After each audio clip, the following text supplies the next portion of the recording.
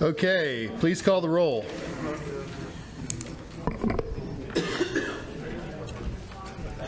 Seeger. Arsamont. Robert. Here. Truxillo. Here. Daughtery.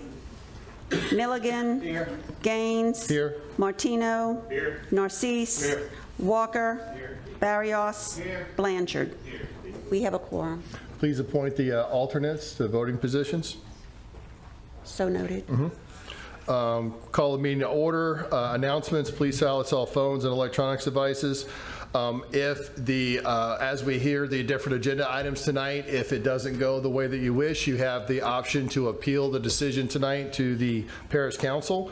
If you wish to speak on any of the agenda items, please get a speaker card over here on the right. Hand it to one of our helpful staff members, and they'll get it up here so that we can call on you when the time comes. Public speaking will be 5 minutes each side. That's the for and against side. It's not each person. It's 5 minutes in total, with 3 minutes for additional comments after that. After your case is heard, you can exit the building. Please do so quietly. Please rise for the invocation and the Pledge of Allegiance. Get your mic. Heavenly Father, we gather this evening in service to the people of St. Tammany Parish.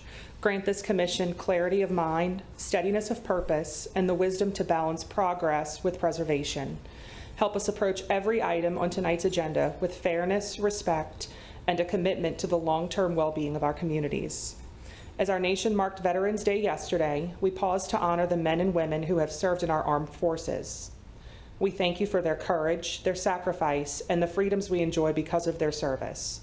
Bless our veterans, their families, and all those still serving today. Be present with everyone present tonight, as well as those of us who are no longer with us, including our former commissioner, Robert Troncoso. Applicants, staff, and commissioners. May our discussions be civil, our decisions thoughtful, and our actions guided by integrity and stewardship. Amen. Amen. Pledge allegiance to the flag of the United States of America and to the republic for which it stands, one nation, under God, indivisible, with liberty and justice for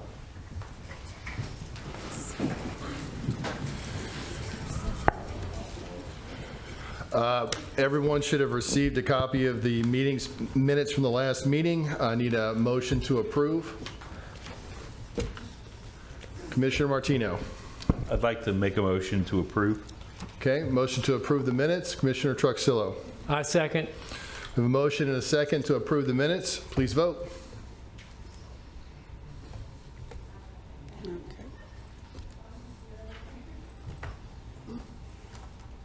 Okay.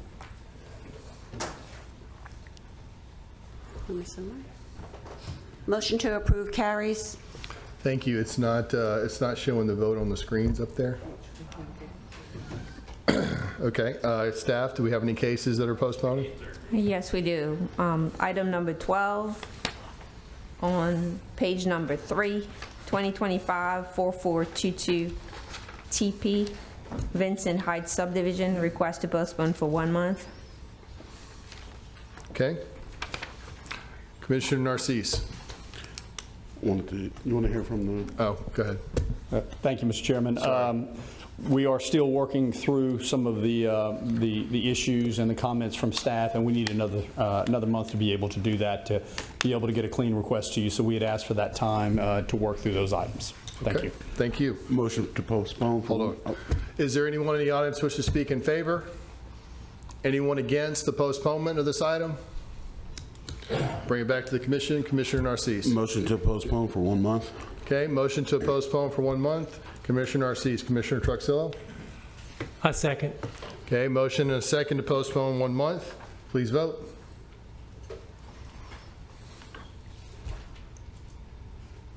Motion to approve carries. Staff, any other items? I would like to request to pull up item number 14, amendment to the code.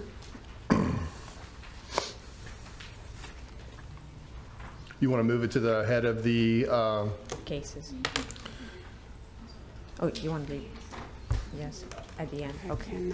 Well, then I would like to move up item number 9, 2025-4444 MSP. Yeah, I know we have a child in the audience. We're going to move that up without argument. It's okay at the chair's discretion. We're going to see this item first. Any other postponement, staff? No. Okay. Commissioner Arcese, please read in number 9 into the record. Number 9, 2025-4444 MSP minor subdivision of 4.995 acres into lots 1, 2, and 3. Owner and representative Stephen Armstrong and Megan Armstrong. Surveyor J.V. Burks and Associates. Parish Council Representative Honorable Joe Impastato. General location of property is located on the north side of U.S. Highway 190, west of Linwood Drive, Lacombe, Louisiana, Ward 4, District 7. Staff? You may recall this property was in front of you at the Planning and Zoning Commission meeting in October for a zoning change, and now it is in front of you for a request for minor subdivision to subdivide a 4.995 acre into 3 lots. The minor subdivision request requires a public hearing due to lots 2 and 3 are proposed to be accessed via an access servitude, therefore requiring approval from the Planning Commission. The proposed name of the access servitude shown on the survey the name has to be approved by the Planning Commission. The proposed name is Old Magnolia Lane. Also requesting a waiver to include the square footage of the private drive into the calculation of the total acreage of Lot 2. According to the regulation, in order to meet the minimum 1 acre size requirements under the L1 large lot residential district, the minimum lot size is 1 acre, and since as per the Unified Development Code, the square footage of the road is supposed to be excluded from the total square footage of the lot. Now the owner is requesting a waiver of that requirement, and also requesting a waiver to construct the access servitude and the required drainage prior to the building permit on lots 2 and 3. And the request shall be subject to items 1, 2, 3, 4, 5, 6, and 7. Okay, as the petitioner here wish to speak?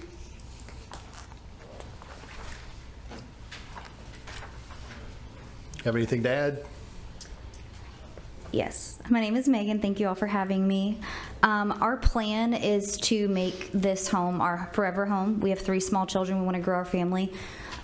We have my in-laws. My mother-in-law works full-time. My father-in-law is disabled. My dad has been diagnosed with Parkinson's, and they live in Slidell, so we're trying to be closer to family.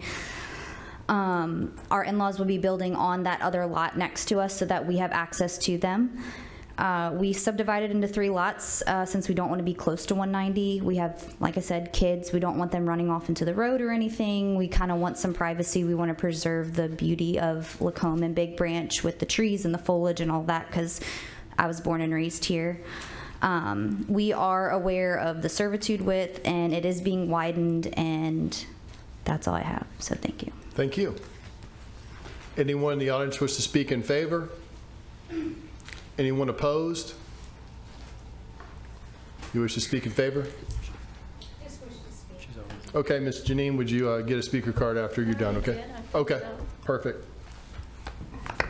Good afternoon, good evening, Commission. Thank you for having us. My name is Janine Meads. I've lived in the Big Branch community for nearly 40 years.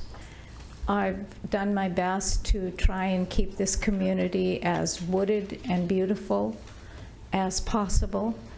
And when I spoke with Mr. Armstrong this evening, he assured me that they would not be cutting down any of the trees right on the highway.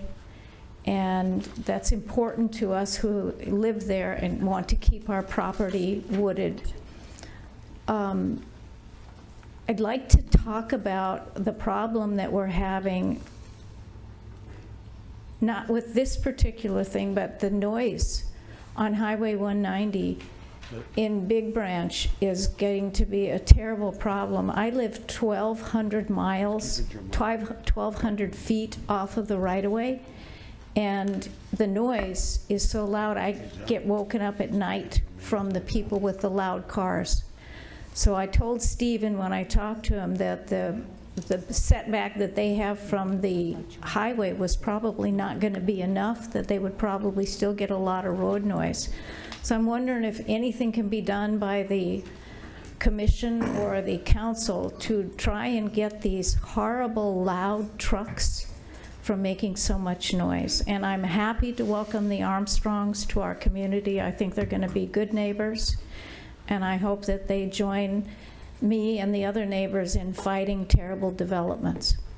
Thank you. Thank you. Anyone else in the audience wish to speak it for? Anyone against? Bring it back to the commission. Commissioner Robert. Thank you. I know exactly the sound you're talking about, Ms. Meads. I've seen those signs. I think it says like no Jake break. I had to look it up and see what those was. It's from the 18-wheelers. They're loud. I do not have any issue with this request. This one's an easy yes for me. I'd like to make a motion to approve. Okay, motion to approve by Commissioner Robert. Commissioner With the waivers? I apologize, with both waivers, yes. Okay.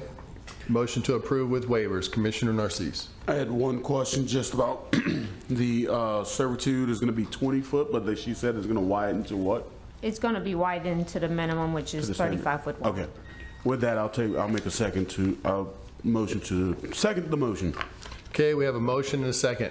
Because the display is not working and cannot display your votes, we're going to have to do a verbal announcement of your vote, unless they can get that fixed. She can call it out. Please pardon us one moment.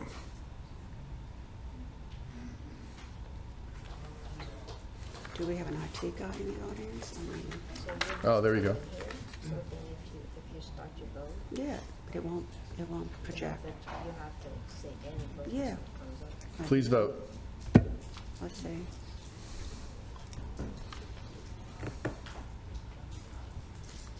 Motion to approve carries. There you go.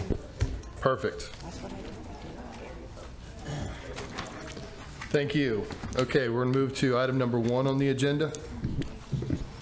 Enter the parish right-of-way. Item number 1, request to enter the parish right-of-way for Sandy Lane. Developer owner, Louisiana Office of Planning and Control.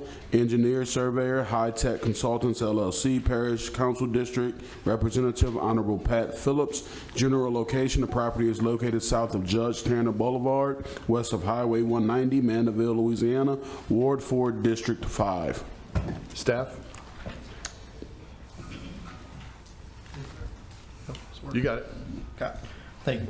The petitioner has requested to enter the parish right-of-way, specifically a portion of Sandy Lane, for the purposes of laying and connecting water and sewer lines. Staff has reviewed this request and has no objection at this time. Thank you.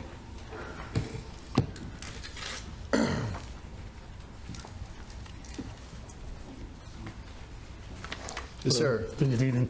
My name's Ricky Galloway with High Tech Consultants, with the engineer for this project. And we're requesting entry into Sandy Lane right away to install water and sewer lines. They'll extend from Sandy Lane under North Causeway approach to the West Service Road, down the Service Road to the Troopel site to supply water and sewer to Troopel. So with that, we have your approval. Thank you. Okay, anyone else in the audience wish to speak in favor? Anyone against? I don't have any speaker cards for this item. We'll bring it back to the council. Commissioner Truxillo. I make a motion to approve. Okay, motion by Commissioner Truxillo to approve. Commissioner Robert. I'd like to second. We have a motion and a second. Any further discussion? Please vote. Motion to approve carries. Item number 2. Item number 2, 2025-4391 MSP, minor subdivision of 21.414 acres into tracts A1, A2, A3, and A4. Owner, Security National Partners Limited Partnership and Security National Investments, LLC. Representative, the Kinchin Group, Ross Kinchin. Surveyor, Foresight Surveying and Mapping, LLC. Parish Council District Representative, the Honorable Martha Casabon. General location, the property is located on the west side of P. Morgan Road, north of LA Highway 1077, Bennett Bridge Road, Folsom, Louisiana, Ward 2, District 3, postponed from the October 14, 2025 meeting. Staff? As it was mentioned, this case was postponed from last month's meeting, and the request is to create 4 parcels out of a 21-acre parcel. The minor subdivision requires public hearing due to the tracts are proposed to be accessed from a 60-foot servitude of access, requiring approval from the Planning Commission. The proposed name of the access, which is shown on the survey as Chanterelle Lane, has to be approved by the Planning Commission. Also requesting a waiver to construct the access servitude and the required drainage prior to building permit being issued on tracts A1, A2, A3, and A4 instead of prior to the plat being recorded. And if you take a moment to look at the revised plat, I think one of the items that was discussed at the last meeting was in regards to proposed tract A2. The size has been increased to 6.2 acres, which will provide additional space to be able to accommodate for the stream that is going through the property, and also for the construction of a single-family residence. And if approved, it shall be subject to items 1 to 7. Thank you. Sir? Good afternoon, Commissioners. Thanks for having me again. So as they discussed, I did regroup with ownership in this project, and we were able to agree with the suggestions from the last meeting. A2, you can see it increase in size, nearly 50 feet, to accommodate drainage features as well as any type of drainage requirements from permitting once any permits were pulled, and allow for a single-family residence here. I did want to ease concerns. Had a good talk with the neighbors after the meeting, Mr. Bobby and such, and there's no intentions of coming through here and completely clear cutting. The goal is to keep things as rural as possible. We know here in this area, people aren't moving out here to live in an open field with neighbors all next to them. So rest assured that this will stay as rural and wooded as possible with having a single family home. I think that was mainly the biggest concern last time, so we wanted to make sure that we did address that, and keeping the scenic rural community as it stands today. Thank you. Thank you. Anyone else wish to speak in favor? Mr. Newberry? I know everybody by name by the time we're done with this. Thank you very much. Yes, the only thing I had, my biggest concern was that, which I talked to Mr. Ross about it and everything else like that, was the road is going to be perpendicular to the water flow. Mm-hmm. Some big culverts. Right. And that, that's my biggest concern is, how that's going to work. Just to kind of, put your mind at ease, because I know that would be a concern. I know that Ted right here in the engineering department, they're going to have to review the drainage plan that the developer puts forth, and it has to allow all that flow to come through there as it normally does. There can't be any obstructions or dams or anything that's going to make it flow onto your property. Correct. Okay. Okay, thank you very much. All right, thank you. Anyone else in the audience wish to speak in favor or against? Bring it back to the commission. Commissioner Robert. Hey, Ross Kenshin, come back. All right, I know we had spoken in September when you came with the zoning change. First, I'm thrilled to see that these are 5-acre parcels. Thank you guys for that. Of course. Second, after that meeting, I went and spoke to my friends who own property off of DeLawn Road, and I will just say, these homes need to be raised. And I would, after talking to them, I would highly encourage you to get a geotechnical soil report on this property. The amount of siltation in this area from the 2 rivers that are on the west and the east, it's the bottom of a funnel. So just please get a geotech report to see the load-bearing capacity, because it's rough out there. That being said, I would make a motion to approve. With the waivers? With waivers. Motion to approve with waivers, Commissioner. Motion to approve with waivers, Commissioner Robert. Commissioner Truxillo. I agree, and second. Second. Before you step down, I want to tell you, I thank you for taking the suggestions and redoing that lot. It looks a lot better now. Thank you. I appreciate y'all's comments. Yep, Thank you. absolutely. Phil, did you want to speak again? Okay. No, sir. Sorry. All right, any further discussion? Please vote.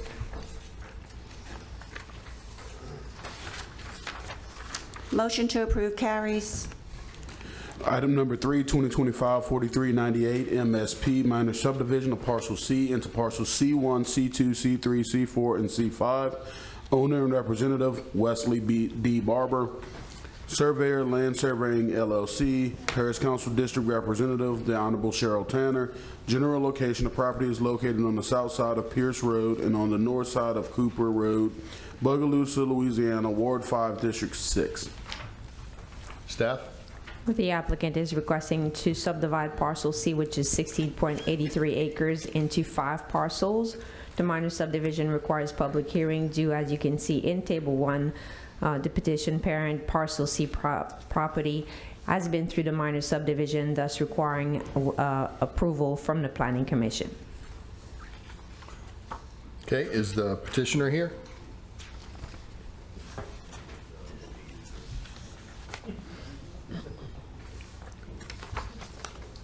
Yes, sir. Have anything to add? So parcel C2 and C3, my plan is to use those fairly quickly. C3, I plan to build my 70-year-old dad a home there, and I want to build a home for myself on C2, and the other 3 parcels I plan to give to my 3 children. Okay. That's all I have. Thank you. Thank you. Anyone else in the audience wish to speak in favor? Yes, sir. I don't have a speaker card. Yeah, I don't have a speaker card for you, so when you're done, just give one. Yep.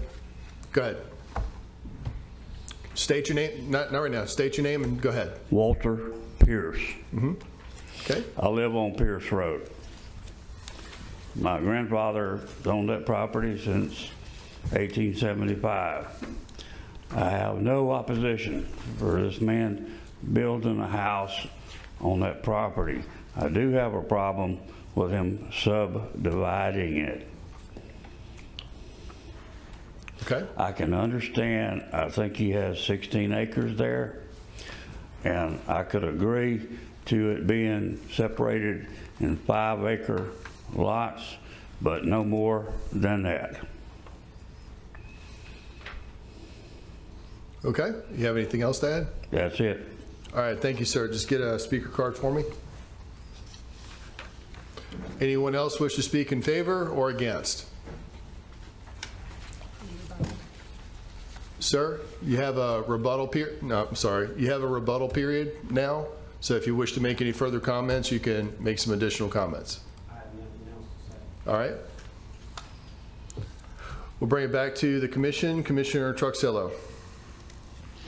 Yeah, I don't have an issue with this. I'll make a motion to approve. Okay, motion to approve, Commissioner Truxillo. Commissioner Walker. I'll second that motion. Okay, we have a motion and a second. Any further discussion? Please vote.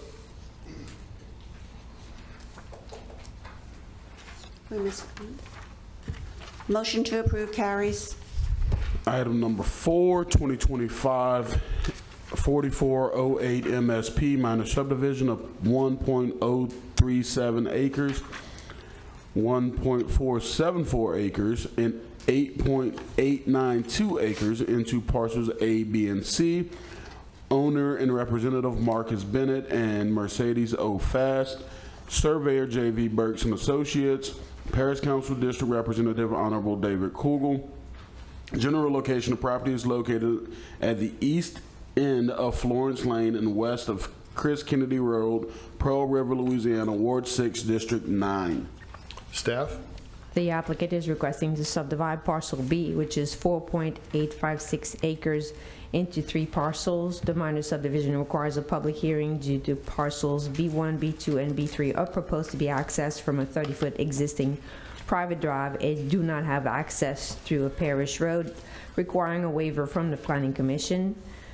The existing private road titled Boudreaux Court currently provides access to 9 properties, and a private road cannot provide access to more than 5 parcels, thus requiring a waiver from the Planning Commission.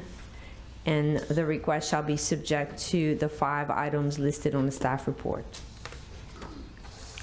Okay, is the petitioner here? Yeah, we cover the same one? Yeah, but. Come forward to the mic, sir. Yeah, please. Yeah, that didn't sound right. I think I skipped a. Yeah. I'm sorry. I apologize. Yes. Not a problem. Thank you. The applicant is requesting to subdivide a 1.37 acres, a 1.4 acre, and a 8.8 acres into 3 parcels. So basically, it's a reconfiguration. The minor subdivision requires a public hearing due to parcel B and C are both proposed to be accessed from a private servitude, thus requiring approval from the Planning Commission. And this request shall be subject to items 1 to 8. Thank you. Thank you. You have anything to add? We're just trying to make our property a little more even. It's one bigger lot with 2 small ones. We're trying to get them a little nicer. Okay. All right, thank you. Okay, anyone in the audience wish to speak in favor?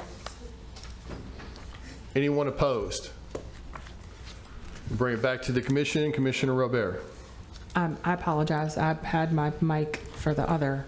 Commissioner Truxillo. I approve. Make a motion to approve. Motion to approve, Commissioner Truxillo. I need a second. Commissioner Walker. I'll second. Okay, we have a motion and a second to approve. Any further discussion? Please vote.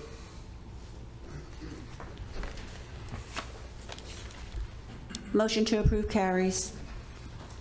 Item number 5. Item number 5, 2025-4414 MSP minor subdivision of parcel B into parcels B1, B2, B3. Owner Christy Heimel, Representative Christy Heimel, Surveyor John G.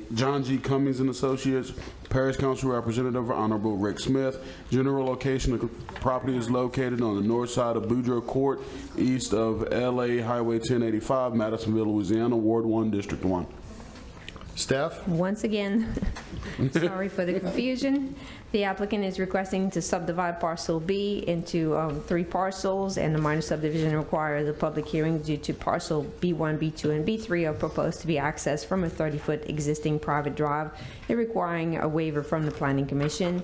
The existing private road titled Boudreaux Road currently provides access to 9 properties, and a private drive cannot be provided access to more than 5 parcels, thus requiring a waiver from that Planning and Zoning Commission, and the request shall be subject to the 5 items listed on the staff report. That just requires a waiver?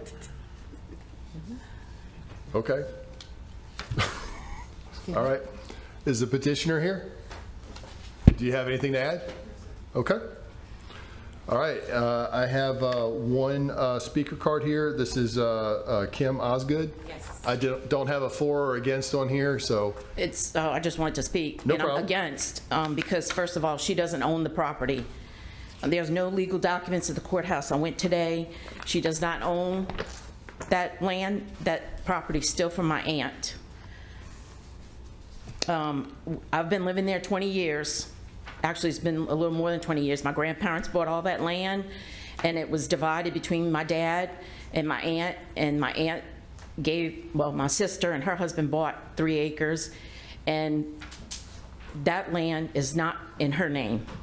So I don't understand how she can file, claim to that when my aunt never signed anything over to her. That property has not been surveyed since 2014. Because my aunt was going to give that land to my niece and my nephew to build a house. But when my aunt came, I guess, to get the land to be put in their name to see if they could have a house built, they told them no, that our road would have to be given to the parish, is what they told them. So my aunt decided not to. So I would like either y'all to look into this further, because there's, like I said, my aunt's very sick. She's at home. She just got out the hospital last weekend, and the land is not hers to be subdivided or anything else. Okay, Okay? thank you. Thank you. Ma'am, you want to use your time now? You have a rebuttal period.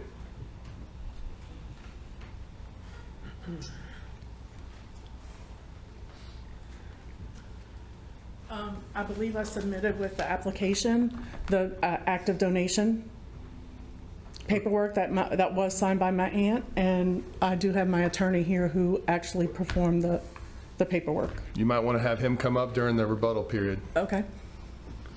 Or her. Sorry. Her. Couldn't see you in the back there. Hello. Hi. Do I need to get a response card or name Nope, card? go ahead. Okay. So we did handle an active donation from Christy's aunt. Name. Sorry, Lauren Ryan. Name, yep. Thank you.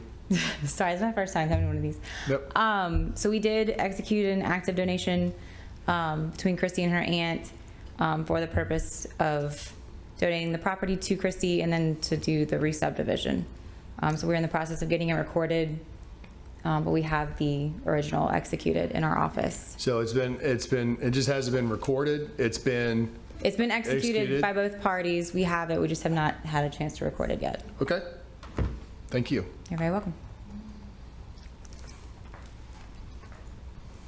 Ma'am, you have additional time now, 3 minutes, if you wish, yes, to rebut. My sister talked to my aunt today. She did not sign anything. If she did, she was either out of her mind with being sick. I mean, please do not pass this until everything is checked out.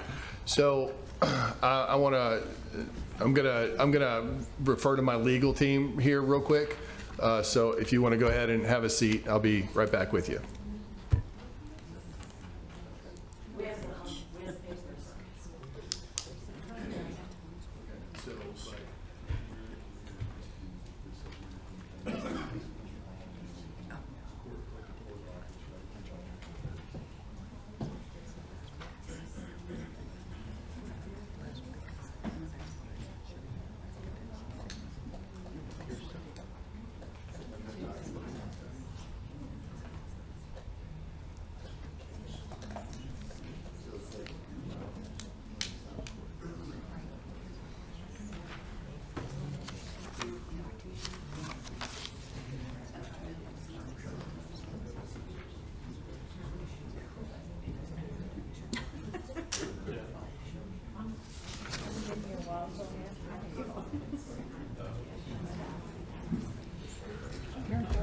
Helen, can y'all provide the documents that you received?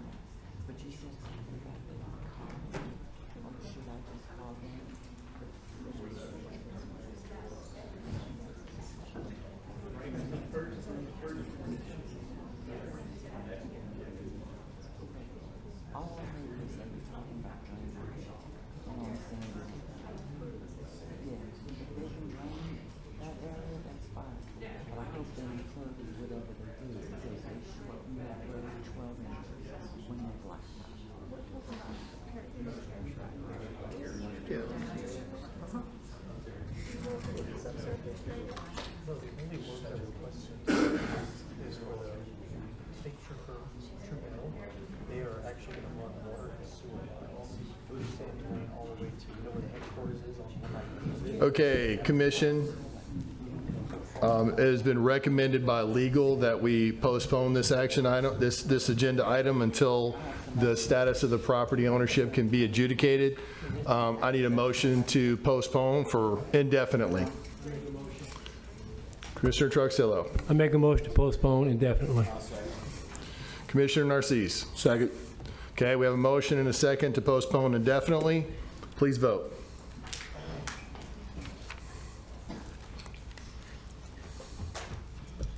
Motion to postpone indefinitely carries.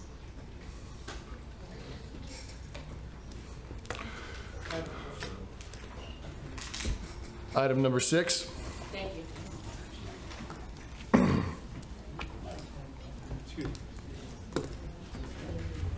Item number 6, 2025.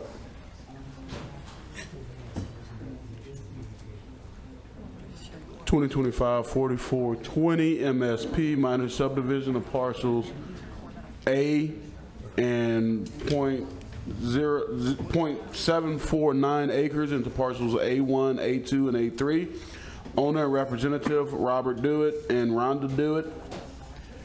Surveyor, Land Surveying LLC. Parish Council District Representative Honorable Cheryl Tanner. General location of property is located on the southeast side of LA 40, east of Ben Williams Road, Bush, Louisiana, Ward 5, District 6. Staff?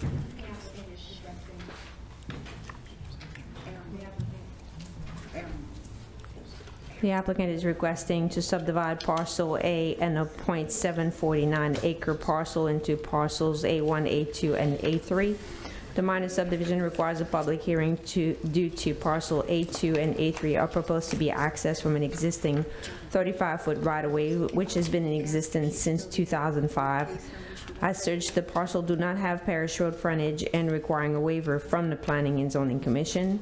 The applicant is seeking a waiver of the construction requirements of the private road.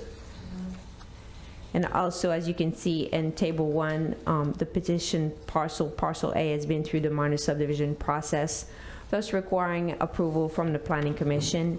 And the request shall be subject to the 5 items that are listed on the staff report. I'd like to bring to your attention here that prior to the new Unified Development Code, if a road had been established, at least since 2005, there was a waiver procedure that was allowed if it was above the urban growth boundary line. And this is how it was approved originally. Now this provision is not available anymore, and this is the reason why the owner is requesting a waiver. Although we have provision, to build a new road, then the owner is requesting a waiver of the requirements to build the road up to the minor subdivision standards. Okay, is there a petitioner here? Do you have anything to add? The only thing we're going to add is that we just subdividing it out just for our 2 boys, just for family land. Okay. For the 2 boys. Yeah. All we're going to do is just subdivide it just for the 2 boys, my 2 kids, to give them 2 acres each in it. And that's all we're doing, just family. Okay. 2 boys. Thank you. Thank you. I don't have any speaker cards. Anyone in the audience wish to speak in favor? Anyone against? Bring it back to the commission and Commissioner Robert. I'm very familiar with this property. I have no issue with this. I'd like to make a motion to approve with the waiver. Motion to approve with waiver, Commissioner Robert. Commissioner Truxillo. I second. Okay, we have a motion and a second. Any further discussion? Please vote. Motion to approve carries. With Item number with waivers. Item number 7, minor subdivision of parcel 2 and 60.08 acres into parcels 2A, 2B, 2C. Owner, Nature Walk Development Group, CDL, LLC, Ryan T. Power. Representative, Jones Fusel, LLP, Jeffrey Shane. Surveyor, Low Engineers, Parish Council District Representative, Honorable Pat Phillips and the Honorable Arthur Laughlin. General location, the property is located on the southwest side of 3rd Avenue, west of Judy Avenue and Janice Avenue, Covington, Louisiana, Wards 3 and 4, Districts 5 and 11. The applicant. Go ahead, staff. The applicant is requesting to subdivide parcel 2, which is 38.19 acres and 60.08 acres into 3 parcels. The minor subdivision requires a public hearing due to, as you can see in table 1, parcel C or parcel 2 has been through the minor subdivision process, thus requiring approval from the Planning Commission, and the request shall be subject to items 1, 2, and 3. Mr. Shane. Thank you, Mr. Chair. Good evening, Planning Commission. Jeff Shane of the Jones Fiesel Law Firm, and I represent the owners and petitioners. And this tract, in part, is being developed as Nature Walk subdivision. It's a case that came before both Zoning and Planning Commission a few years ago now. But the request this evening is as simple as the staff report indicates. We only hope to reconfigure the tract as indicated. So if any of you have any questions or comments, I'll be glad to address them at the appropriate time. Otherwise, we would appreciate approval of the minor subdivision request. Thank you. I don't have any speaker cards on this item. Anybody in the audience wish to speak in favor? Anyone against?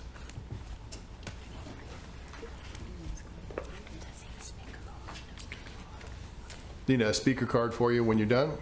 How you do, sir? Wayne Herberger, President of Thelma Estates Association, Homeowners Association. I've been living back there for 65 years, and all of from coming off of Hellenberg Road before Covington Meadows came in, we had to fight for that to keep decent sized lots instead of turning it into Tammany Hills, is what they wanted to do. And then now we have all from that Covington Meadows back is all 5 and 3 acre sites, a couple 1 acre sites. And then they came in here and bought this beautiful piece of property that had terrain on it and creek and low spots in it. And they got y'all to approve the subdivision we were here trying to stop it, but they ran it through. And then basically now they're trying to divide it into more than what the 38 lots is, or turn it into multi-housing and trailers we heard, but I don't know what all of the zoning really means. But how many times are y'all gonna allow them to change? You know, it's been like this the 4th time they changed things from the subdivision. It was bought to be a family thing and then turned into 4 lots and then turned into being a subdivision, and now it got developed to 38 lots in the whole partial supposedly. Now they got 38 lots just for the section they doing in it now, and then now they're trying to change the zoning into multifamily and all of that, and we really don't want that in our area. And that's what I have to say about it right now. You know, this is not a zoning change that's before us today, correct? What is it? Staff, could you please reiterate? Yeah. Can you help you show the map? I just want to make sure we got some clarity here. But what are you trying to do with it? No change in use. I thought I read when they were changing the... No, this is not a change in use. So what are you trying to do then? Tell me. Just as I just showed you, 2 big lots. Why would you do that, you know? It doesn't matter. He's just trying, they're just subdividing it into 2 lots. I just wanted to clear up any misconception, because that's not what before us today is. Like, there's no numbers of lots or anything like that. It's literally just 2. All right, well, I see no reason to change anything from the last time that we all approved it. I don't know why they need to change it if they can't explain that to us. Why do we need to change it? Okay, thank you. Mr. Shane, you have a rebuttal period at this time. Do you wish to say anything? Yes, sir. As the commission knows, this is not a land use change. And it's really a reorganization of the property line so that it'll conform with that portion that we are developing as a single-family residential subdivision, and the remainder property will now be consolidated in that one big lot. But there are no plans to develop that other property to further re-subdivide it or to change the use. Thank you. Sir, you have a rebuttal time right now if you wish to say anything further. You have to come all the way up to the mic, though. I just want to restate again, why do they need to change anything if they don't want to change anything, so. Okay, thank you. I need to fill this card out. Yes, sir. Anyone else in the audience wish to speak in favor or against? We'll bring it back to the commission. Commissioner Robert. Yes, thank you. Considering that this is a PUD and we're really only parceling out the pond and cute little parcel 2C up in the top right-hand corner. It's adorable. I'd like to make a motion to approve. Okay, motion to approve, Commissioner Robert. Anything from the left side of the commission over there? Okay. Commissioner Truxillo. Mr. Shane, come up, please.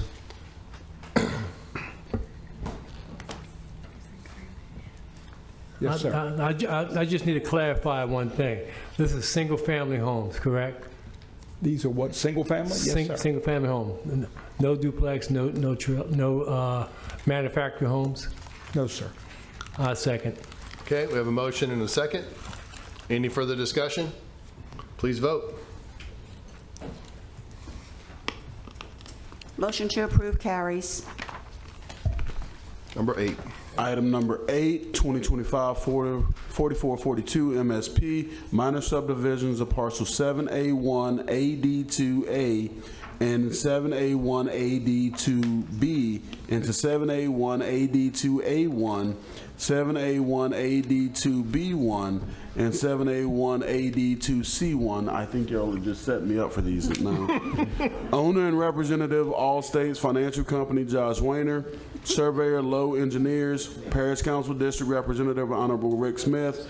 General location, the property is located on the south side of Ochsner Boulevard, West Ochsner Boulevard, Covington, Louisiana, Ward 1, District 1. That's why I get you to do it. Yes. Staff? The applicant is requesting to subdivide 2 parcels into 3 parcels. The minor subdivision requires a public hearing due, as you can see in the table. The petition parents' property have been through the minor subdivision process, thus requiring approval from the Planning and Zoning Commission, and the request shall be subject to items 1, 2, and 3. Mr. Marone. Thank you, Mr. Chairman, members of the Commission. Paul Marone on behalf of Allstate Financial Company. You may recall some months ago we came before you and we created the underlying parcels to this request this evening. And at that time, when we created parcel 7A1AD2B, we did not have, and the buyer did not have the engineering to know exactly how large the retention pond needed to be for the user of that site. We now have that information, and so we are enlarging 7A1AD2B to encompass what will be the retention pond on the east side for that parcel. Which lot was that again? That was 7A1AD2B. And that is that's the reason for the request, to be able to take in that retention pond for the user, so the pond will be on the same site as the user. And I'll be happy to answer any questions that any of the commissioners may have. Thank you. Anyone else in the audience wish to speak in favor? Anyone against? I have no speaker cards for this item. We'll bring it back to the commission. Commissioner Robert. Paul, can we get a little bit more creative with the parcel names? Don't have any problems. This is a beautiful piece. I'm still kind of shocked at the non-flood on the majority of it. I'd like to make a motion to approve. Motion to approve, Commissioner Robert. Commissioner Walker. Yeah, can't wait to see the development with this piece. I'll second that motion. Just have to name the streets after Star Wars characters or something. Commissioner Truxillo. I'm good. You're good? All right, we have a motion and a second. Please vote.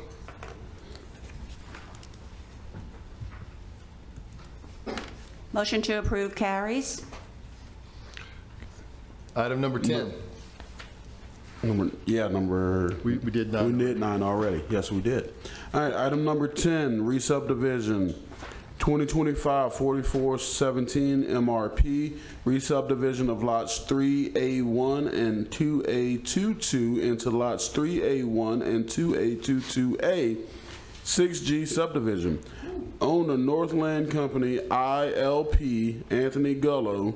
Representative Gulf States Construction Services, Jason Rybert. Surveyor, Low Engineers. Parish Council Representative, District Representative, Honorable Pat Phillips. General location, the property is located on the north side of US 190 Service Road, north of Interstate 12, Covington, Louisiana, Ward 3, District 5. Staff? The applicant is requesting to subdivide 2 lots into 2 different lots, which is just mostly a reconfiguration of the lot size. The minor subdivision requires a public hearing due as stated in the restrictive covenants of the approved plat. No lot shall be further re-subdivided without approval from the Planning Commission. And as you can see in Table 1, one of the parcel has been through the minor subdivision process and thus requiring approval from the Planning Commission, and the request shall be subject to items 1, 2, and 3. Sir? Yep. Good evening. My name is Jason Riebert, Gulf States Construction Services. I'm here tonight on behalf of North Shore Land Company. This re-subdivision is effectively allowing North Shore Toyota to expand their current facility. They previously purchased Lot 2A-2-2 about a year ago in anticipation of this expansion of their service and additional vehicle storage. This subdivision will allow us to consolidate that lot line between the 2 parcels and consolidate that project into a singular lot of record. Okay, thank you. Thank you. Anyone in the audience wish to speak in favor? Anyone against? I've got a card up here, Anita Padcock. Is she in the audience? Okay, there was no case number on it. All right, bring it back to the commission. Commissioner Truxillo. Yeah, I don't have an issue with this. I make a motion to approve. Motion to approve, Commissioner Truxillo. Commissioner Walker. Second. We have a motion and a second. No further discussion. Please vote.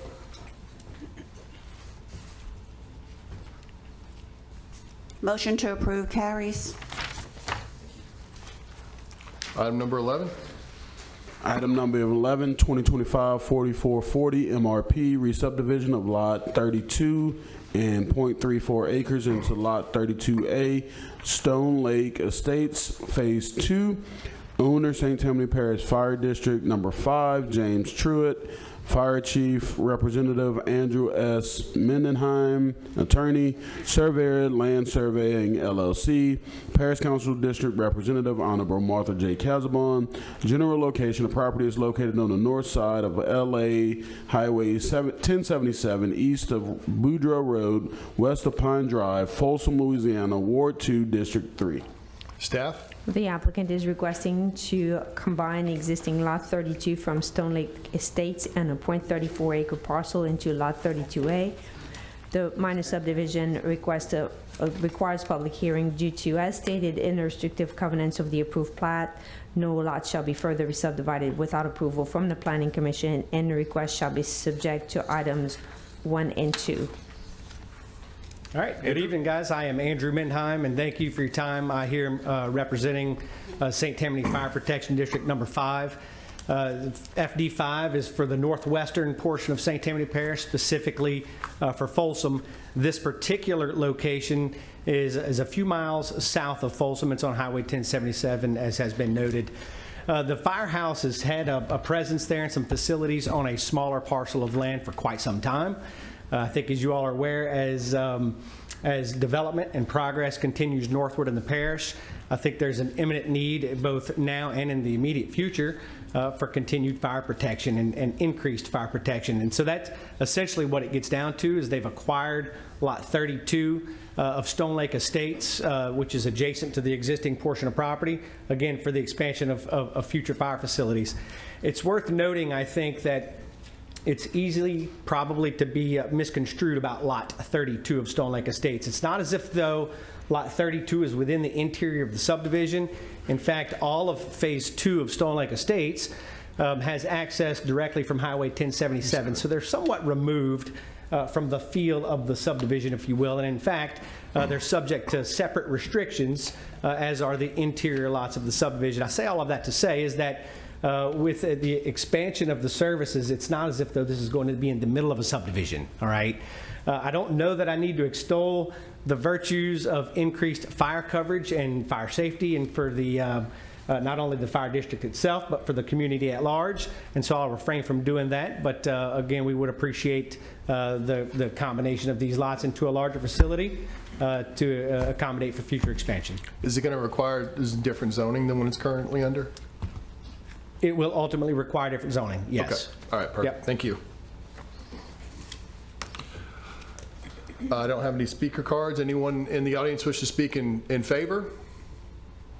Anyone against? Bring it back to the commission. Commissioner Martino. Yes, so Chief and your attorney, so I applaud the proactive being in front of the expansion and growth. Obviously, I think it's important. I have no issue. I make a motion to approve. Motion to approve, Commissioner Martino. Commissioner Robert. I'd like to add on top of that, if this is the one I'm thinking of, I heard rejoicing from the Folsom community when they were made aware of this. Is this the same project? I'm assuming it is. If they weren't rejoicing, I think that they probably are silently. Is this there was a community meeting for this one or something, right? We've not had a community meeting regarding this project. It's this one. Okay, yeah. So kudos to you guys for, not having anyone here against this tonight. So my sister lives in that area. I'm thrilled to see it. I second Commissioner Martino's motion. Thank you. We have a motion and a second. That's my fire district. I appreciate you guys. No further discussion. Please vote.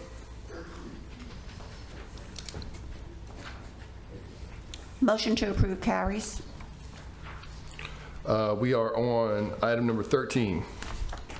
Item 13, final plat and construction plans approval, 2025-4418 PP, Willow Grove subdivision, developer, owner, Danton Bruce Development, LLC, engineer, surveyor, Kyle Associates, LLC, Parish Council District Representative, Honorable Rick Smith.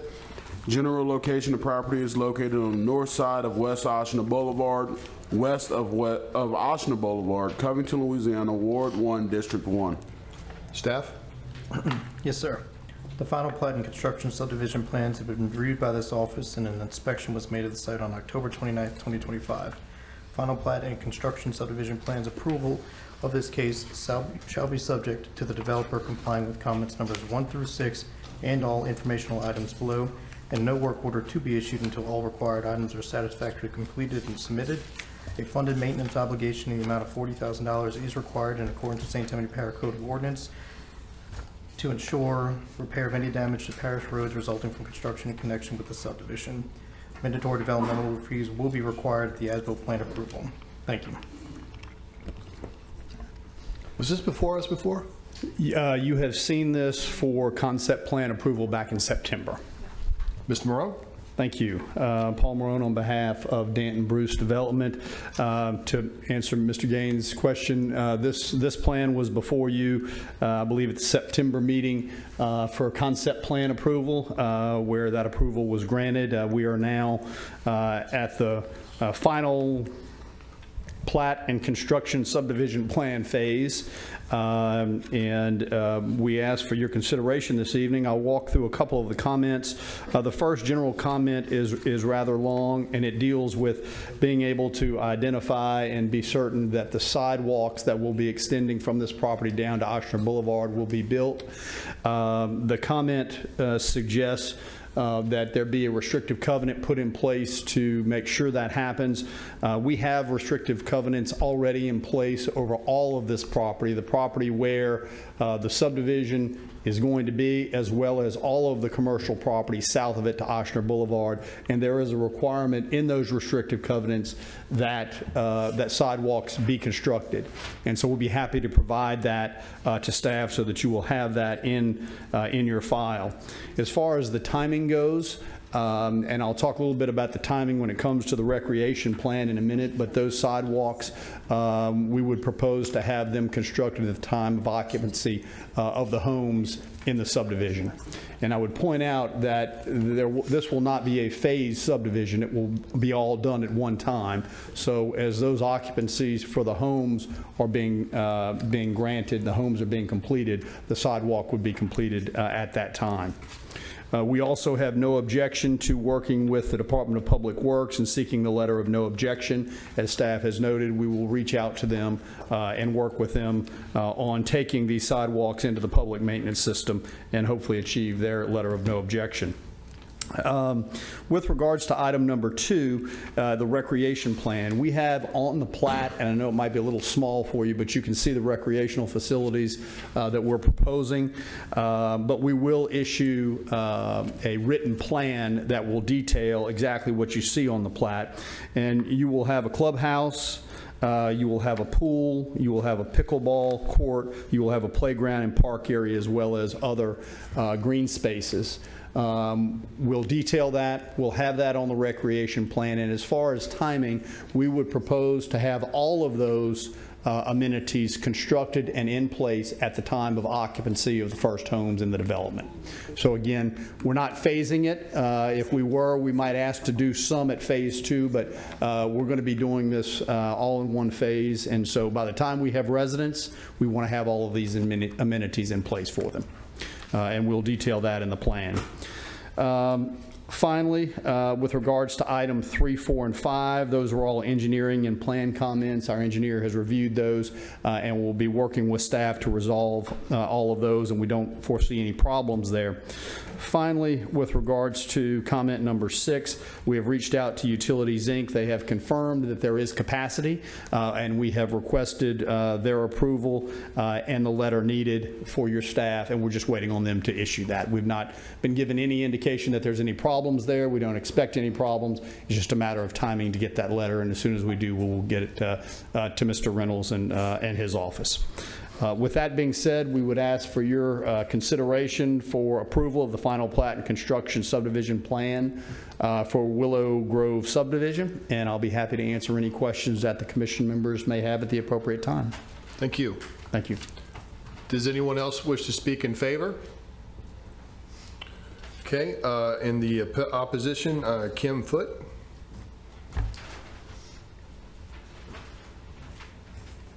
Thank you for having me. I don't have any real problem with their subdivision. The problem I have is that I live on Cedar Drive, and I watched the video of the last meeting, and respectfully, if you're supposed to have 2 entrances, you should have 2 entrances, and one of those entrances should not be a very quiet street with people who have paid our taxes and been in the area for many years. We have lots of people who walk, lots of children who play. We do not want more traffic coming down Cedar Drive. The worst part of it is Cedar Drive runs right into Tallow Creek. So you guys let Tallow Creek and Cedar Drive butt up right against each other. So if there's any more traffic coming down Cedar Drive, it's gonna make the Tallow Creek people harder to get out and us, and we've only got one way out. So I respectfully ask that you get them to do the second entrance that they should have done, that what I've been told is required. And in this last meeting, there was something about, oh, we're gonna put a fence, a gate up, and the gate is gonna be closed, and it's only an emergency. In my experience, a lot of times an emergency exit becomes a real exit, and then you have a lot of traffic. And again, I'm not against development.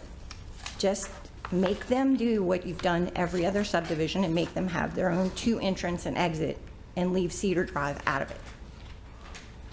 Thank you. Catherine Taylor.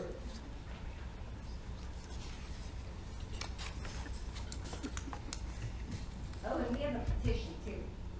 Good evening. Hi. My name is Catherine Taylor. I'm also a resident of Evergreen Acres. I'm here tonight on behalf of our neighborhood to respectfully request that you deny the proposed secondary entrance to Willow Grove subdivision that empties onto Cedar Drive. As Ms. Kim spoke of, Cedar Drive is a quiet residential street built for neighborhood access, not for subdivision traffic Connecting a new subdivision entrance here would turn a local street into a cut-through route, bringing hundreds of cars, extra cars past our homes each day, increasing speeding, noise, headlights at night, safety risk for our children, seniors, pets, pedestrians. I myself, my family, were new residents in Evergreen Acres, drawn to the area for its natural surroundings, large lots and quiet streets, a rural vibe in reach of suburban amenities. The daily view from our front window includes walkers, joggers, bicyclists, pets, families with strollers and wagons. More so than we experienced in the subdivision we recently moved from, a very large subdivision with a single entry-exit point. The roads of Evergreen Acres were not designed or engineered for the level of use a new subdivision will bring. They lack the width, shoulders, pavement strength to handle subdivision traffic, and the added wear will fall on us and parish maintenance budgets. Furthermore, as is the case with any new construction, drainage would become a concern. Any new roadways, curbings, tie-ins, and things could disrupt the existing runoff patterns that our neighborhood depends on. We have no assurance that development won't worsen our flooding situation or damage our properties. Although I couldn't locate statistics on this, personal experience likely tells most of us that gates to subdivisions are rarely in working order and often stuck in the open position 24/7, especially over time. To provide a false sense of security with a proposed gate and identification as an emergency entrance and exit is a disservice to the residents of Evergreen Acres. We question who's responsible for determining what constitutes an emergency for the foreseeable future. Many of our residents are lifelong, and we don't intend to go anywhere. We respectfully ask the Commission to remove the proposed Cedar Drive entrance from the plan and limit access to Ochsner Boulevard only. Ochsner Boulevard was constructed to ease traffic flow in our growing community overall, and development along this new roadway is appropriate. However, directing that traffic flow from these new developments away from that new road through our established residential neighborhoods and onto an already congested Highway 1085 defeats its originally intended purpose. In short, the connection would harm both infrastructure and quality of life for the residents of Evergreen Acres and conflict with our parish's standards that protect local streets from non-local traffic. I have a petition I'd like to submit that includes signatures of nearly all residents of Evergreen Acres. I'm not sure how I can submit this, but thank you for your time in protecting the safety and integrity of our neighborhood. Thank you. Paul, you have a rebuttal time? Yes, thank you, Mr. Chairman, members of the commission. I think you will recall that this issue came up at the concept plan phase. If you remember, Mr. and Mrs. Don Lobb were here and were concerned about it. And it was at that time that we had agreed that it would be an emergency only and a gated access way. And that's what we're proposing. We're proposing to have it gated. These will be private streets, and it will be only used for that purpose. And we're sensitive to the concerns, and we tried to strike a balance at that time, and I think the commission did too, between wanting to have two entrances but also being sensitive to the concern about Cedar Drive. And so I think we achieved that with not having it as a primary or even a secondary, but only emergency access, but having it for emergency access. And I think that makes sense. From our standpoint, we will do what is the will of the commission. And if the commission says that there should be no access to Cedar Drive, then we will proceed and there will be no access to Cedar Drive. I don't think that's the best thing to do here. I think what is proposed is a good alternative. I think it preserves the need and the use for emergency, but it doesn't put traffic daily on Cedar Drive. So again, we will comply with what the commission wants, but I urge the commission to stand on what you did at the concept plan stage and to limit it to emergency only and to be gated. But ultimately, we will do what is the will of the commission on this matter. And we thank you for your consideration. Thank you. Y'all have a rebuttal time as well if either of you wishes to speak. I'm sure we both do. Respectfully, I would ask. Please just talk into the mic. Oh, sorry.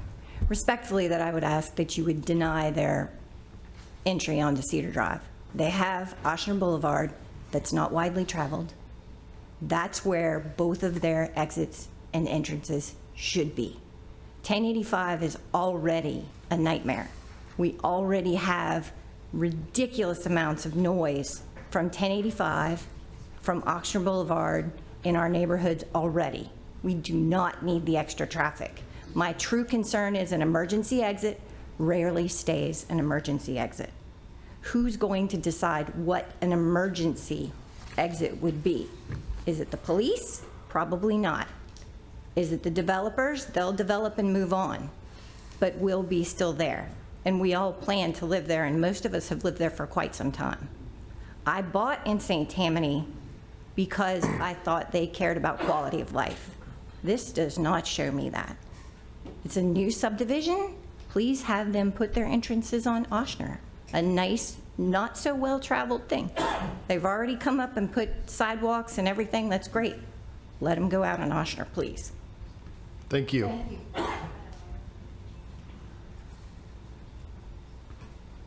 I'll only reiterate what I did speak of before. It's that West Oshner Boulevard created for development along its roads and not necessarily to be sent back into the already established roads. The traffic that we encounter on 1085 is significant in both directions, with both circles that are continuing to increase over time. I do think that the subdivision does appear to be beautiful, does appear to offer a lot to our community, but if we can allow the entrance and exit to remain on West Oshner Boulevard, it would support the needs of our neighborhood, our already established neighborhood. Thank you. Thank you. Okay, we still have some time left on the rebuttal side. Anybody else wish to speak? Okay. Bring it back to the commission.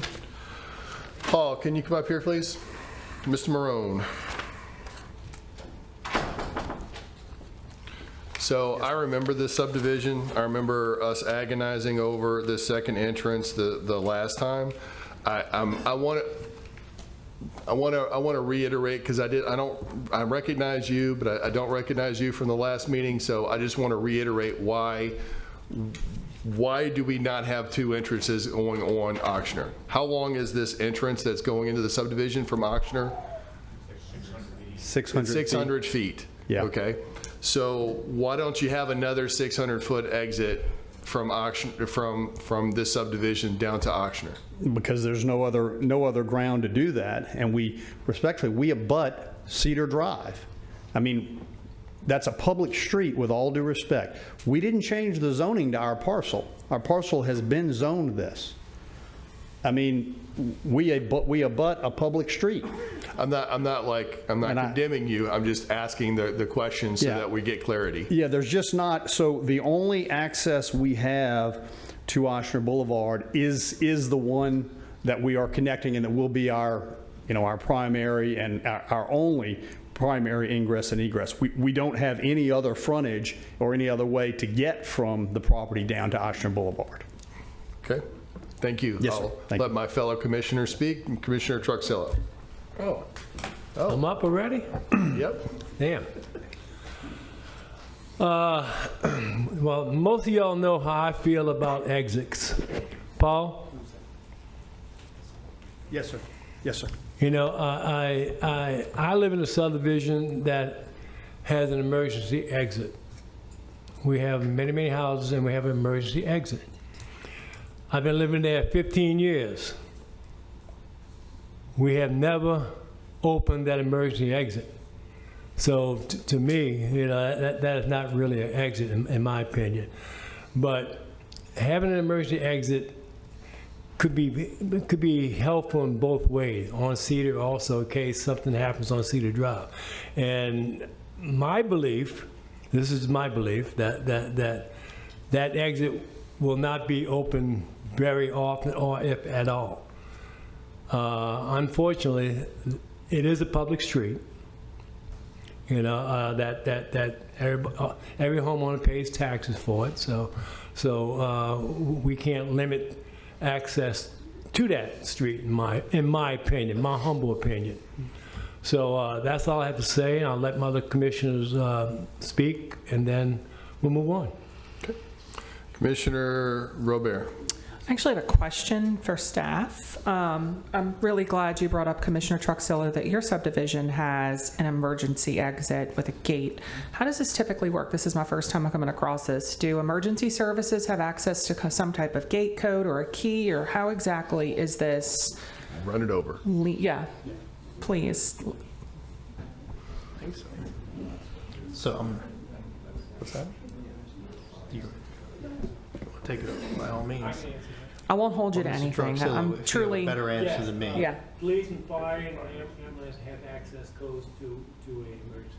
So only emergency services have access to the code. Okay. And I believe there's a code of ordinance in there, and can correct me when I misspeak, that I think the fire departments asked that St. Tammany look into, is that there's a new system that registers the pitch of the, various departments' sirens. And it says when it hears them coming, at this certain pitch level, it can open it up. Very cool. Okay. I thought, looking at us to retrofit I that. thought, hold on a second, legal's going to chime in. Yes, the council did pass an alarm box ordinance requiring all new gated subdivisions to install alarm boxes that will register the pitch of the siren. Emergency services. But also, I'd like to point out, too, that there was another example of a secondary exit, emergency exit with Lake Ramsey when their insurance washed out a few years ago. And the council in that case passed a resolution to require the opening of their emergency access onto Major Lane behind the subdivision for that circumstance. So that is another possibility in case of a true emergency that limits access for a period of time. Okay. Thank you for the information. That settles it for me. I would like to make a motion to approve the plan. Okay. Motion to approve, Commissioner Robert, Commissioner Narcisse. I would have the same question, and I second. Okay, we have a motion and a second. Any further discussion? Please vote.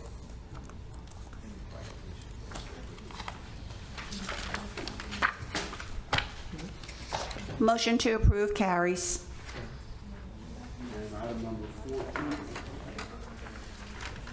Item number 14 is going to be amendments to the Code of Ordinance, Part 2, Unified Development Code.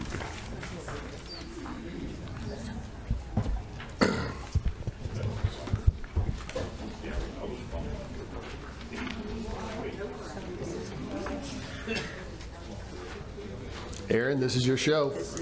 You ready? Yep. I just want to point out that it has been 5 months since we have talked about UDC amendments. It doesn't seem, it seems like just yesterday. And there's only 6 on this agenda, so I'll just start reading them into the record, and you all feel free to stop me if you have any questions or comments. So, hold on one second. So, Mr. Carlo, I do have your card. I know you wish to speak. If you wish to come forward here so that when she's done, you have your opportunity, okay?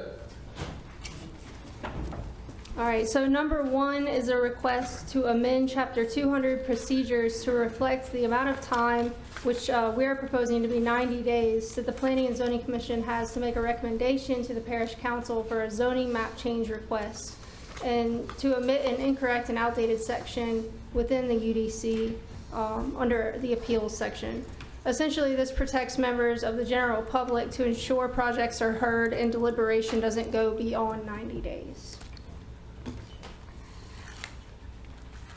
Number 2 is to be in accordance with state law and ensure that where we allow for the creation of smaller lot sizes below 12,000 square feet, they can be developed with central sewer and water. Essentially, we were allowing the creation of smaller lots under the S1 and S2 zoning classifications, which were against state law, and we were seeing some discrepancy where people weren't being able to basically pull a sewer permit after we allowed them to create the smaller lots. So we're just trying to be consistent with state law. Number 3 is to amend Chapter 100 administration and the definitions, and to allow a body shop within HC2 zoning as a a conditional use, HC3 and 4 and all industrial zoning classifications as a permitted use. Body shops were always a allowable use within the previous land development code. When we adopted the Unified Development Code, we had a definition for body shop, but they weren't allowed anywhere as a use. So we're correcting that. Number 4 is to explicitly state that a commercial sign is not prohibited on any residentially zoned or used property unless there's a permitted principal structure on site, including undeveloped properties. Number 5 is a revision to state the requirements for accessory structures. Accessory structures of up to 100 square feet in size used to require building permits per the previous land development code, but with the adoption of the new UDC, that number changed to 200, so we're just trying to make this consistent. And number 6 is to add clarifying language which provides the reviewing authority for the Planning and Zoning Commission at the concept subdivision plan review phase of a major subdivision. And I'd just like to point out that this is roughly the same language that was in Chapter 125 that you all used to see on your tentative subdivision staff reports, and is also consistent with state law.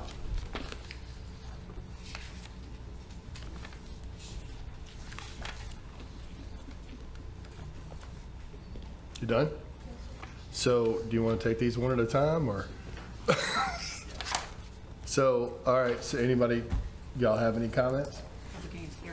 Mr. Carlo. Oh. Mr. Carlo.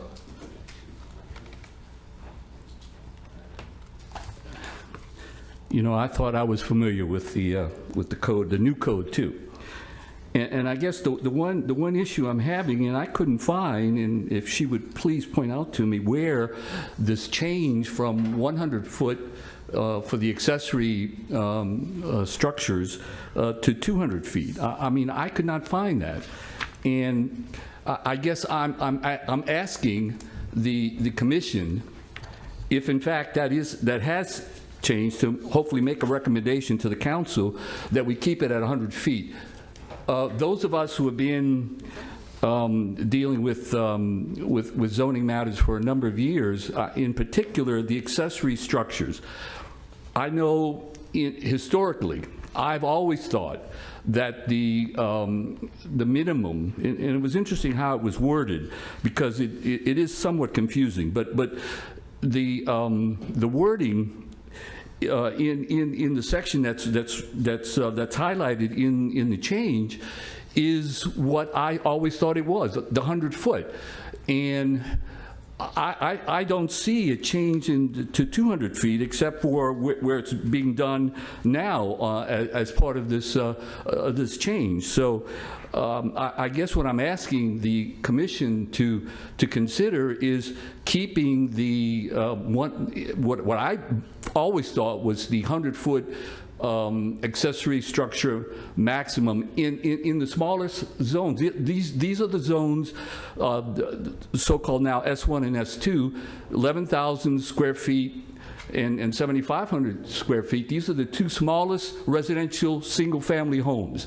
And what is the reason for going up to, you know, essentially doubling the size of accessory structures? Well, obviously, we're reducing then the green area. We're reducing a number of trees that you could have on a small lot. These are all small lots that we're talking about. So I guess what I'm asking and requesting the commission to do is to keep the 100-foot what I always thought was the existing code, in which certainly those of us who have lived in subdivisions under S1 always thought that it was 100 foot and continue to believe that it's 100 feet. And I guess surprised that the so-called clarification is for 200 feet, which I could not find. Thank you. Thank you.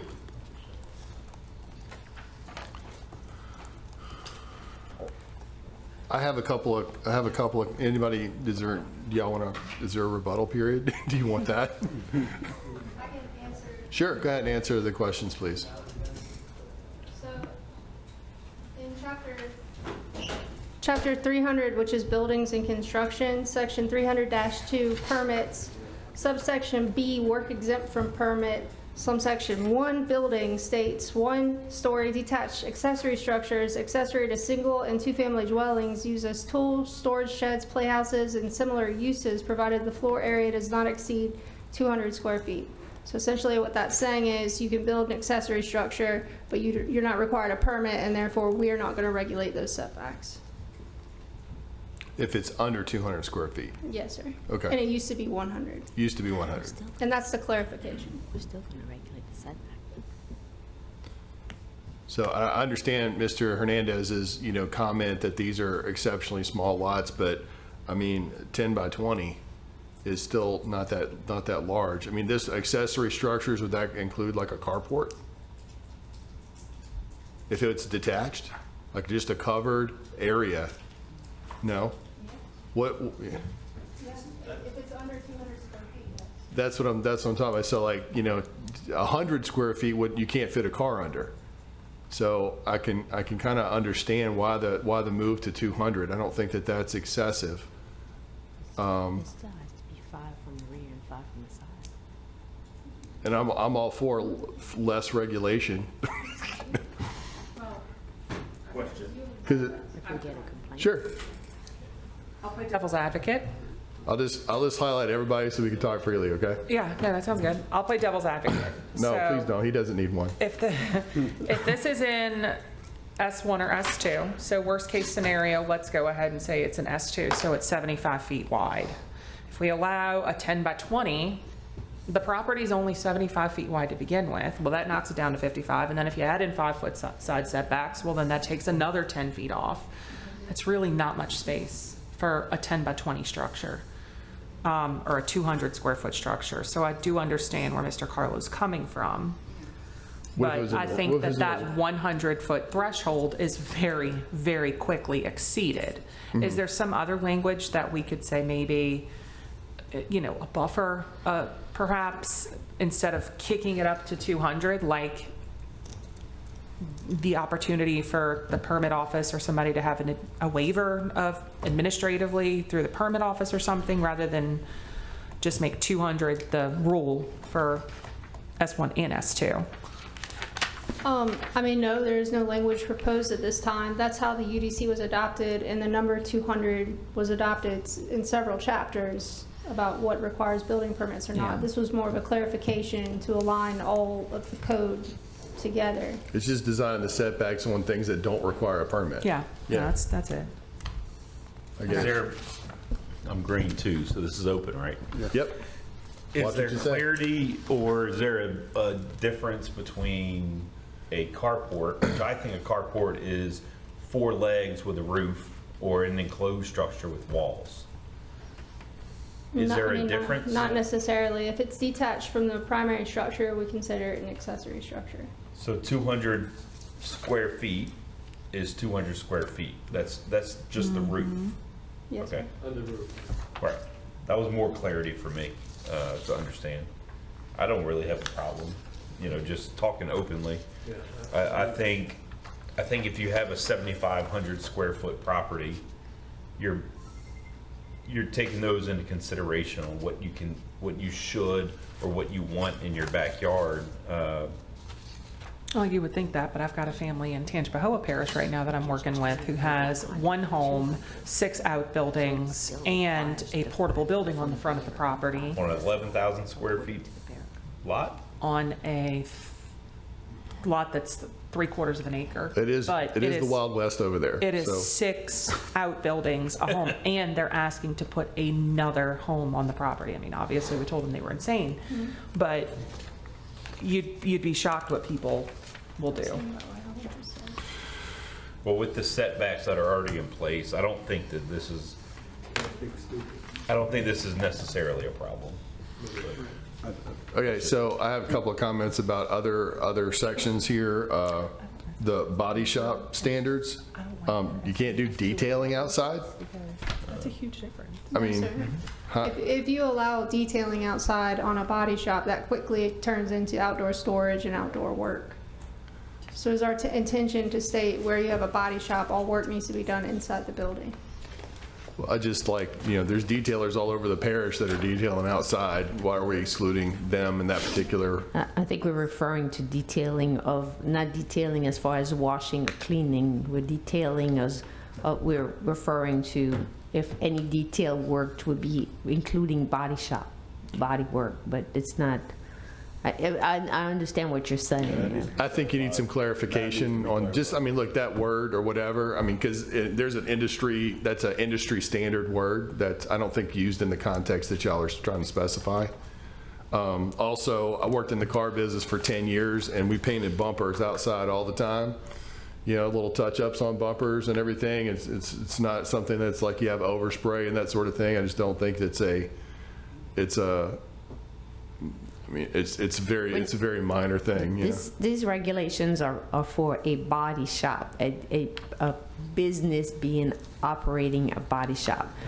And I do understand that you may have a car dealership that will have a service that they will remove small scratches on a bumper or things like that. But we're talking about someone who's opening a body shop. All the work should be done inside.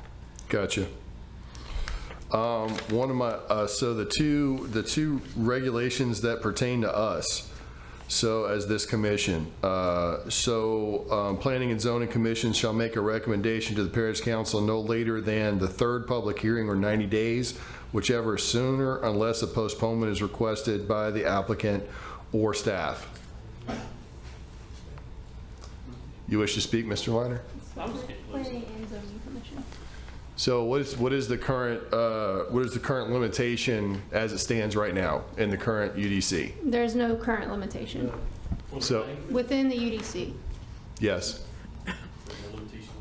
There's no limitation on how long things can be postponed or how many times? I kind of like that. I knew she was going to jump in. Nope, your mic doesn't work. Just kidding. Go ahead. In the prior UDC, it had been 2 meetings for the commission to take action, and I believe that this is put in place to comply with state law, the revised statutes. I think it's in the planning commission section currently, but we didn't put it back in the zoning commission. But Ted might check. I say leave it out.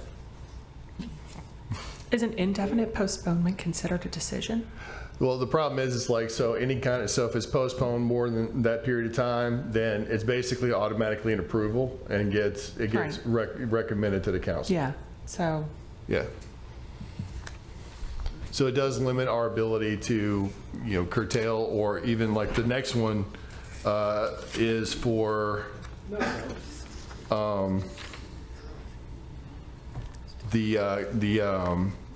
what is it, initial concept design?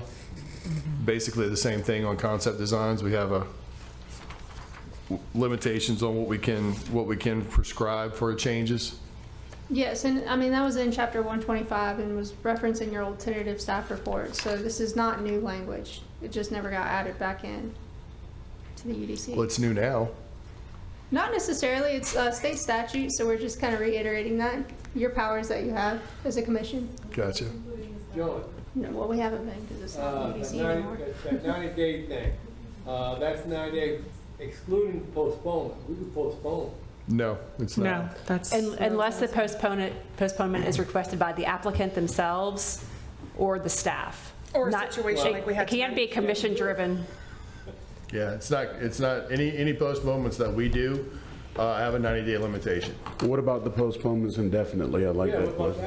Like the one tonight? Or Well, even that was a legal issue with the property owner, with ownership. Any so that's not on postponements us. indefinitely are re-advertised once they get put back on the agenda. Okay, so that's just automatic? Yes, sir. Okay.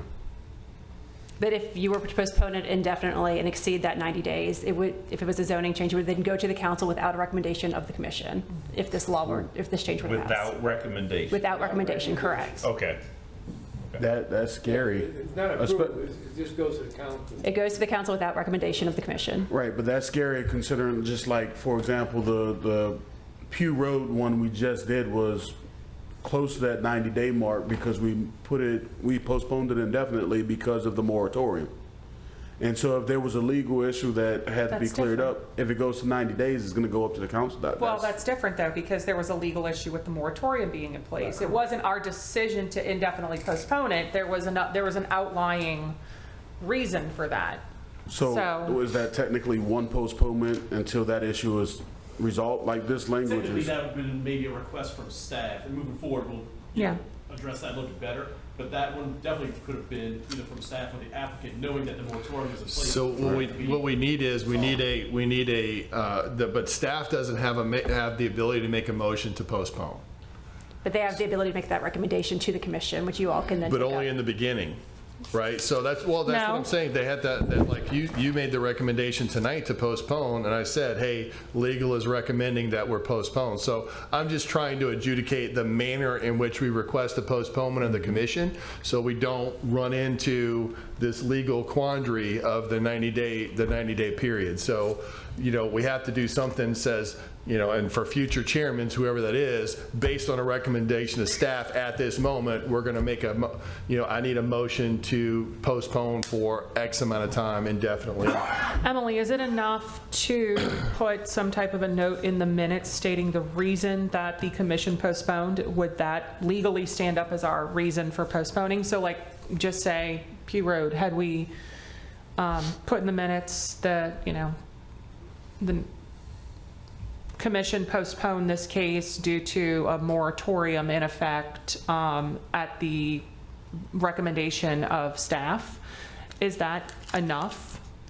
Yeah, I mean, I think so. I think it'd be better to have something in the minutes to reflect that staff itself, including me. I'm staff, I'm not on the commission, makes that recommendation to postpone. The idea with this and with the state law is that someone who makes an application for a zoning change or for a subdivision doesn't get stuck at the commission level without any oversight by their elected officials. Yeah, no, that's what this is meant to address. Yeah, so it's to give the commission enough time to get the information that you all need to make an informed decision, but to not keep an applicant stuck at the commission level in perpetuity. That's what this is meant to address, and that's what it's meant to address in the state law. Which happens a lot in smaller towns. Correct. Yes. Yeah. The elected officials at the end of the day should be the ones that have to hold the bag. Yeah, we can't keep kicking the can down the road on these. Yeah, This is showing in good faith that we are moving it. Correct. I just want to make sure we're doing it in a manner that we're not creating a loophole for somebody to try to exploit to get it, to try to get a concept design or whatever. No, I agree. pushed. That's why I think if we kind of enshrine that in the minutes, stating the reason, it is right there, that's all public information. Or and then we even have- add something along, hey, barring a legal issue, that 90 days is suspended or something like that, where if there is a legal issue or something that needs to be clarified, there's an allowance inside the UDC code that says that, The clock should stop for 90 days. right, that 90 days should go out if there's a legal issue, and that should be reflected in the Yeah, code. and that would be like, I think there was one site that was postponed because we're waiting on the applicant to give Yes. staff the information we need to do a review. Yes. So that would be justification that, look, it's at the request of the applicant because staff's waiting on information.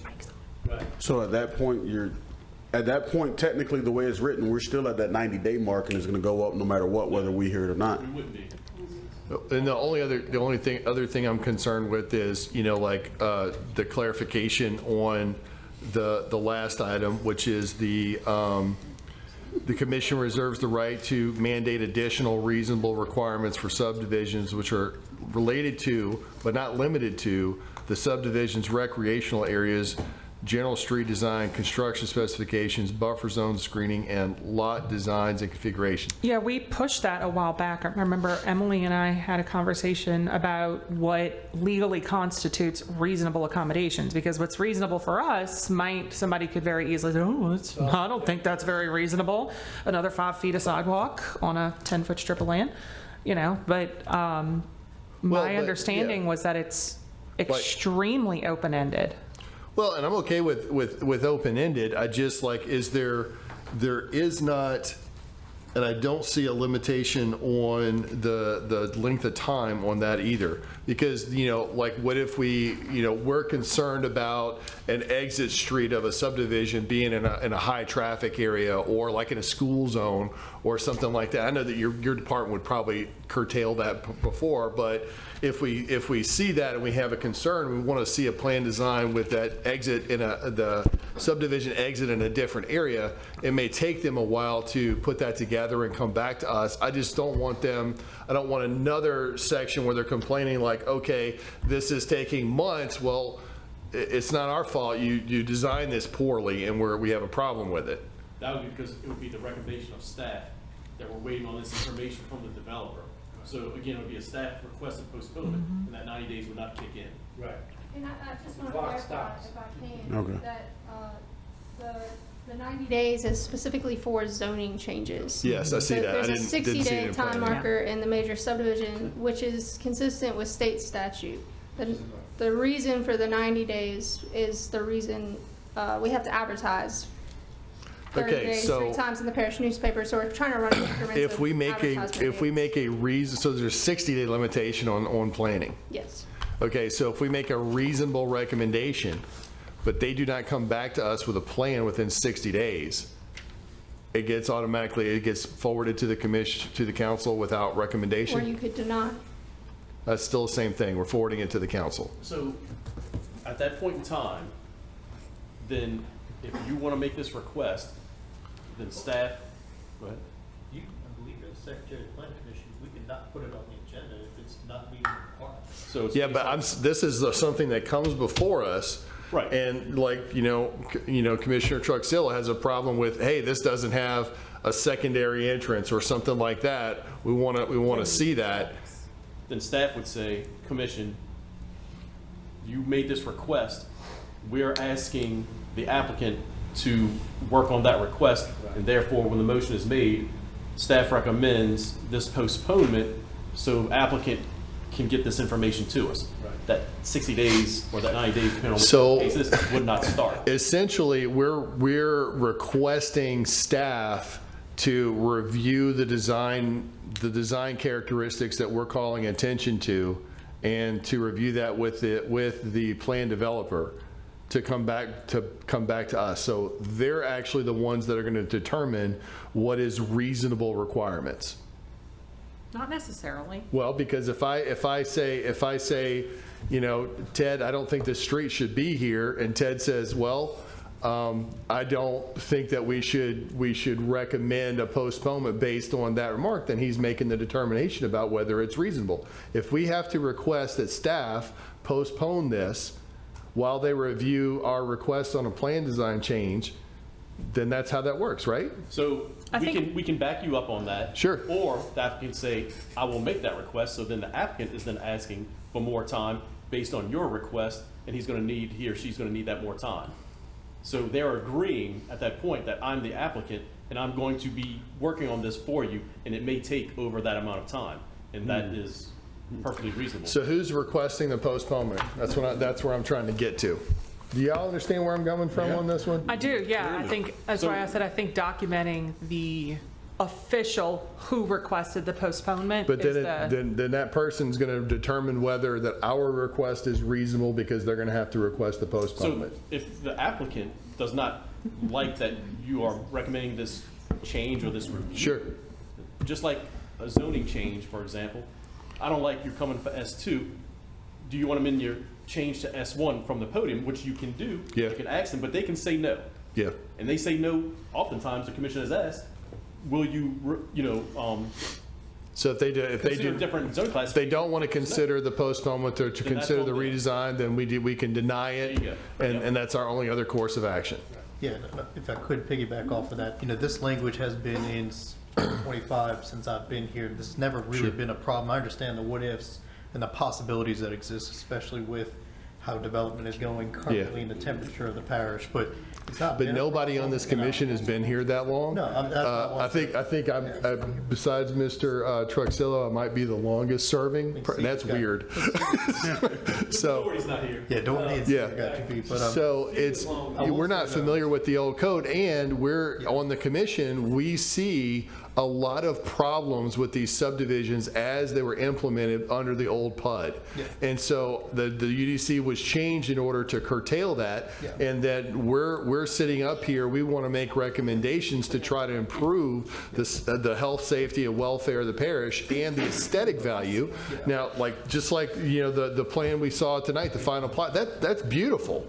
you know, and we want to see more things like that. But if we see another one that comes up with us that doesn't have amenities, which they're supposed to have, or green space and all of those type of things. And I know that you have the requirements for the green space amounts, but you know, what if it's just poorly laid out? It meets all the requirements, but it's ugly as sin or something else is that. We want to be able to make recommendations, but it seems like it's just it's just on that one? Yeah, go ahead. Because to the point of that one, that's why the 60 days does exist. So you would see this and say, this is poor, this has got problems, this has got unforeseen issues, and you would have your ability as council, as the commission, if the developer does not beat you to it, because we will generally say, if staff recommends it, typically the developer says, I'm going to recommend it instead.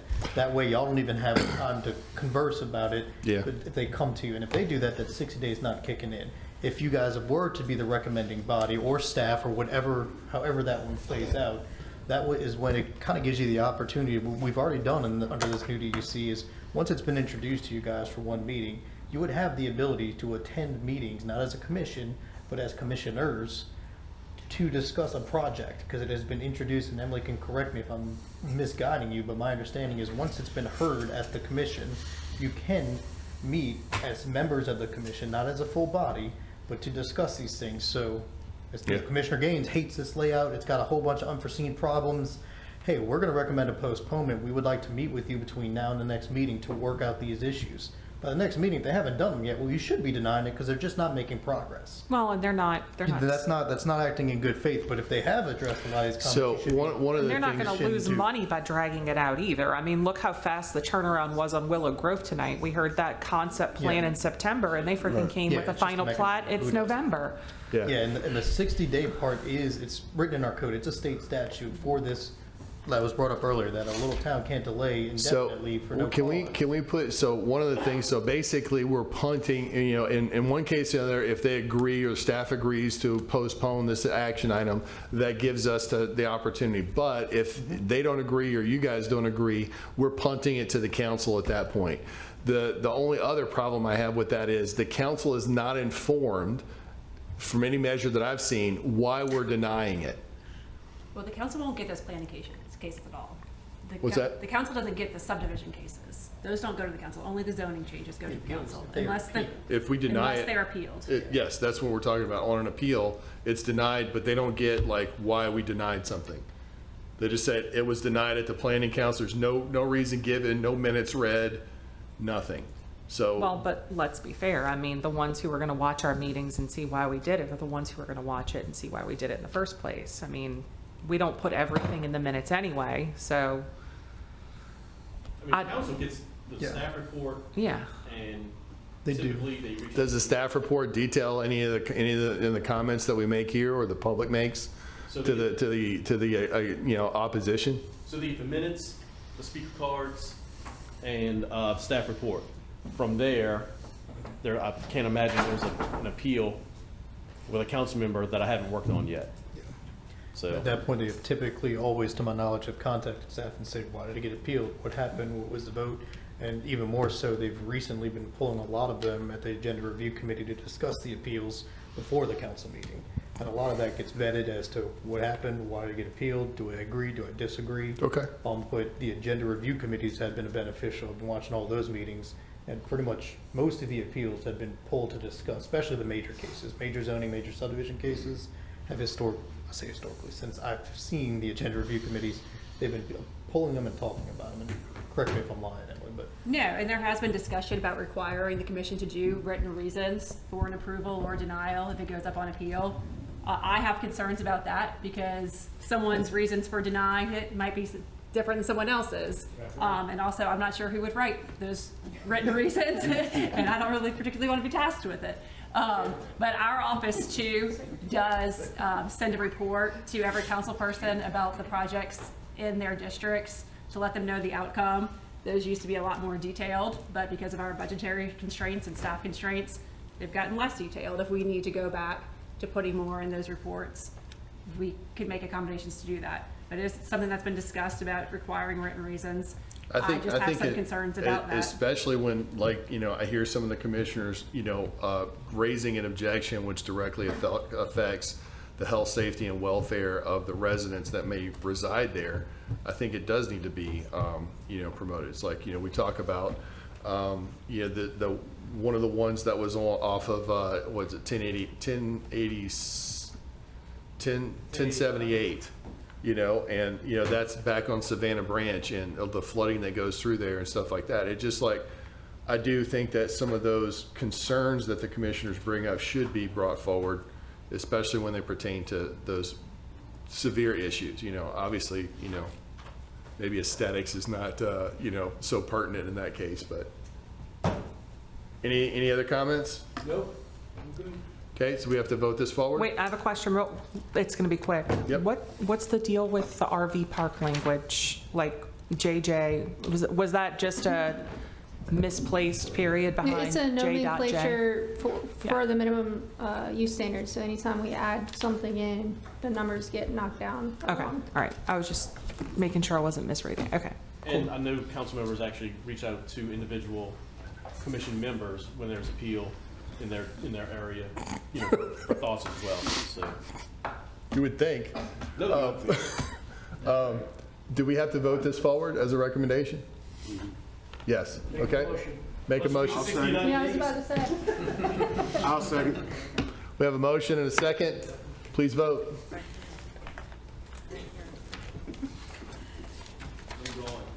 Motion to approve carries. Hey, we're still out of here before Motion 8. to adjourn. Who made that motion? Motion to adjourn.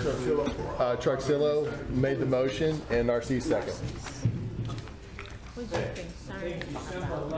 Oh, I thought we were going to have to go through each one.